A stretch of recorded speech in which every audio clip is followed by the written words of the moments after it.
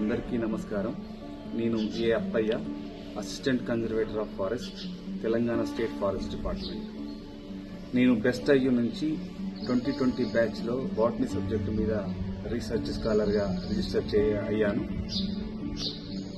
నా PT complete అయిన 17 సంవత్సరాల తర్వాత నేను పిహెచ్డి ప్రారంభించాను.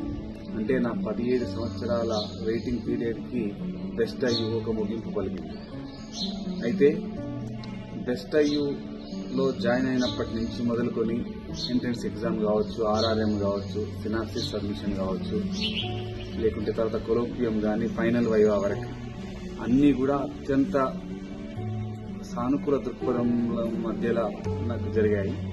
దీనికి అందరికీ కారణం బెస్ట్ అయ్యూ యూనివర్సిటీ యొక్క యాజమాన్యం, మరి ముఖ్యంగా ప్రో వీసీ నాగజ్యోతి మేడం గారు.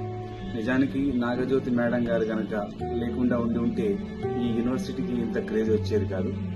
నేను చేసిన రీసెర్చ్ బాటనీ మీద, అంతే తెలంగాణ రాష్ట్రంలో ఉన్న 2 ప్రొటెక్టెడ్ ఏరియాస్లో ఉన్నటువంటి వృక్ష వైవిధ్యం మీద చేశాను. ఎన్నో కొండలు, లోయలు ఎక్కి దిగి ఎంతో సృజనాత్మకతతో కూడినటువంటి రీసెర్చ్ చేయగలిగాను. అందులో భాగంగా కొన్ని అరుదైన మొక్కల్ని గుర్తించాను.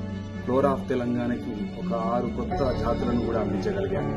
నా రీసెర్చ్ని విజయవంతంగా పూర్తి చేయడానికి సహకరించిన నా guide doctor Shivakumar Singh sir గారికి, అలాగే నా రీసెర్చ్ ఆశాంతం నాకు తోడుగా ఉండి ఎప్పటికప్పుడు తన సలహాలు సూచనలతో నన్ను ప్రోత్సహించిన డాక్టర్ స్వామి సార్కి, డాక్టర్ వీరు సార్కి, డాక్టర్ జి రవికి నా ప్రత్యేక ధన్యవాదాలు. అలాగే రీసెర్చ్లో చేయడానికి అనుమతినిచ్చిన Telangana state forest department CCF గారికి, అలాగే ఫీల్డ్ విజిట్లో నాకు ఎంతో సహాయ సహకారాలు అందించిన మంచిర్యాల జిల్లా అటవీ శాఖ సిబ్బందికి నా యొక్క ప్రత్యేక ధన్యవాదాలు. ఇవన్నీ నేను చేయగలిగానంటే నా వెనుక వెన్నుదన్నుగా నిలబడ్డది బెస్ట్ అయ్యూ మాత్రమే. అయితే ఈ బెస్ట్ అయ్యూకు సంబంధించి ఒక బ్యూటీ ఏంటంటే, మనం పట్టుదలతోటి, క్రమశిక్షణతోటి, మన యొక్క సృజనాత్మకతతోటి రీసెర్చ్ మీద దృష్టి పెడితే చాలు, మిగతా అన్ని విషయాలు కూడా యూనివర్సిటీ చూసుకుంటుంది. జనరల్గా ప్రైవేట్ యూనివర్సిటీ అనగానే ఎవరికైనా రకరకాల అపోహలు ఉంటాయి, కానీ బెస్ట్ అయ్యూ అనేది ది బెస్ట్ యూనివర్సిటీ. ఎందుకంటే నా ప్రజెంటేషన్లోనే కాకుండా ఇతర స్కాలర్ల యొక్క ఫైనల్ వైవాలో నేను గమనించింది ఏంటంటే, వచ్చినటువంటి ఎక్స్టర్నల్ ఎగ్జామినర్స్ మన క్వాలిటీ ఆఫ్ రీసెర్చ్ అనేది చాలా హై స్టాండర్డ్లో ఉన్నదని, ఈవెన్ పేరు పొందిన యూనివర్సిటీలో కూడా ఇంత స్ట్రిక్ట్ గా, ఇంత క్వాలిటీ రీసెర్చ్ జరగట్లేదని వాళ్ళు చెప్పడం నేను విన్నాను.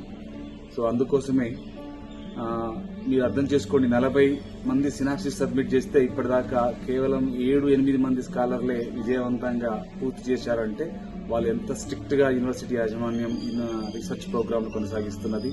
అలా అని స్కాలర్లను ఇబ్బంది పెట్టే ధోరణిలో కాకుండా మానవతా దృక్పథంతో కేవలం మనం చేస్తున్న పరిశోధనలు సమాజానికి, మానవాళికి ఉపయోగపడాలనే సదుద్దేశంతో మనలో ఏ చిన్న లాక్యునస్ ఉన్నా వాటిని ఎప్పటికప్పుడు రెక్టిఫై చేస్తూ మనం ఎలాగైనా మనం పిహెచ్డి పూర్తి చేయాలి, at the same time without compromising the quality అన్న ఒక నినాదంతో బెస్ట్ అయ్యూ ముందుకు పోతున్నది.